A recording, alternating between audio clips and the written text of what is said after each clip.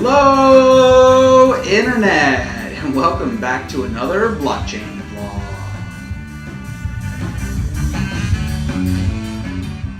In this episode, we'll be talking about Dash's bull run, Ethereum EDCON from Paris, blockchain in governments, and more.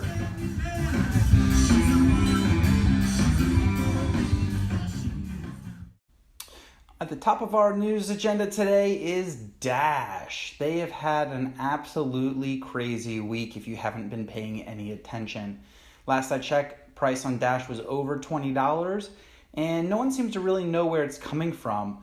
Perhaps some theoretical diversification from the Bitcoin crowd as SegWit languishes, waiting for activation. Perhaps people are excited about Dash Evolution, the upcoming upgrades. I haven't been watching it too closely, just from afar, but the fact that it's getting more attention, rising in the market caps, tells you that people are paying attention.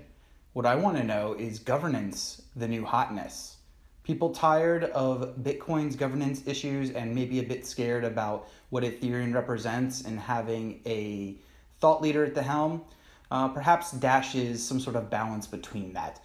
I think that partly people may be paying attention for that reason alone. Anyway, best of luck to Dash's development team. I tune in occasionally to Amanda B. Johnson's Dash Detailed, and it's a good news source and keeps you up to date on the latest in just a short little episode.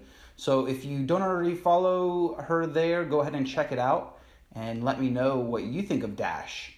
Is it a solution to some of the governance issues? Are master nodes in a second tier layer helpful for this, or is it going to just kick the can down the road and cause problems later on? Next in the news, I just briefly wanted to mention Ethereum EDCON that occurred in Paris the last few days. I saw tidbits of news leaking on Twitter and elsewhere.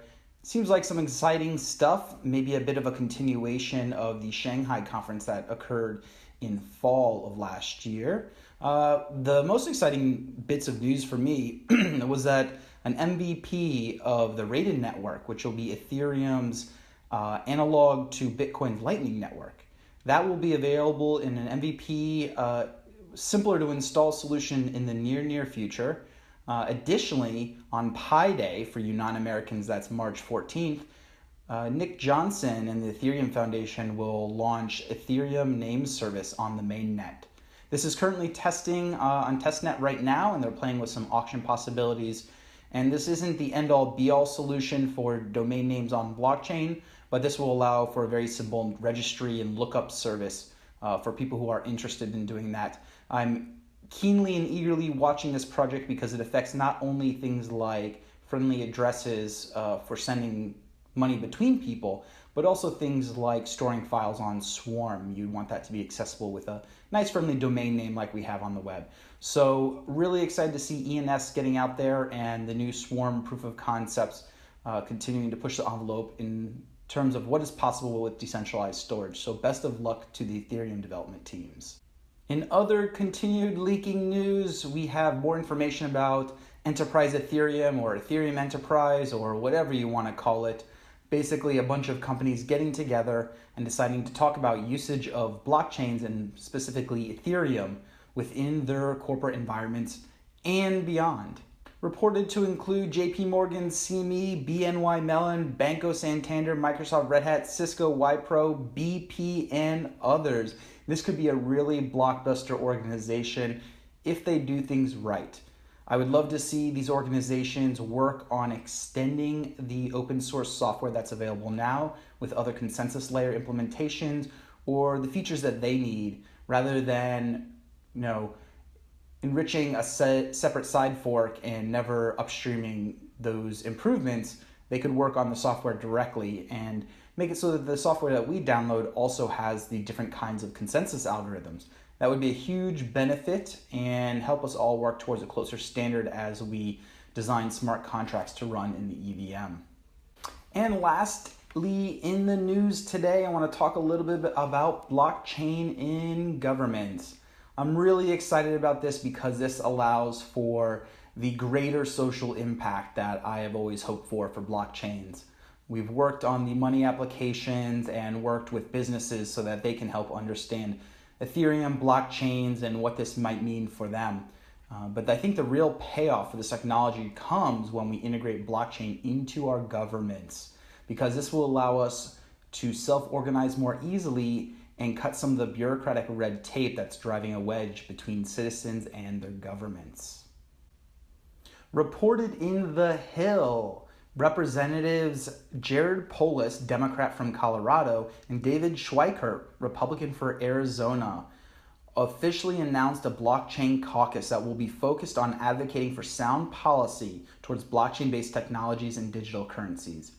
I've also seen several advocacy groups working in Washington, D.C., so this is continued excellent news that blockchain not only is a technology that we find interesting as technologists, but also that government officials are finding interesting for the benefits it can bring to them and their organizations. And last on the docket, I just want to mention Arizona, again in the news with blockchain. This time a little bit different, something a bit more controversial, if you will. Someone there wants to be able to track guns on the blockchain. In fact, someone's seeking to put sensors in the gun so that every time it fires, it could register on the blockchain.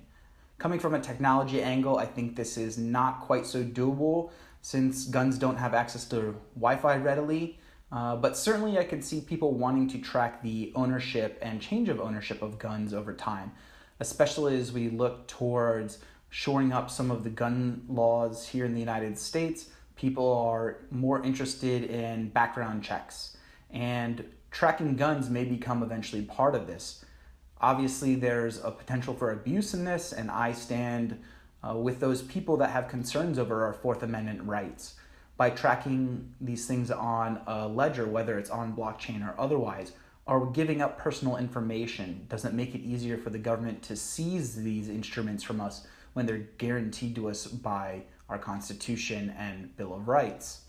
It's really interesting to see that people are trying. I don't personally think the censors issue will go too far, but already people have stood up and created a bill to prevent exactly this situation from occurring. That's right, a bill to prevent other bills from being created, which would track guns on the blockchain. What do you think about tracking guns on a blockchain? Is it a good idea or a terrible one? Let me know down in the comments below. I think there's both sides to this story, and we've got to discuss what makes us safer and what could impinge our identity. If you like this video, go ahead and subscribe for more updates. Smash that like button and share with your friends and family to make crypto great again.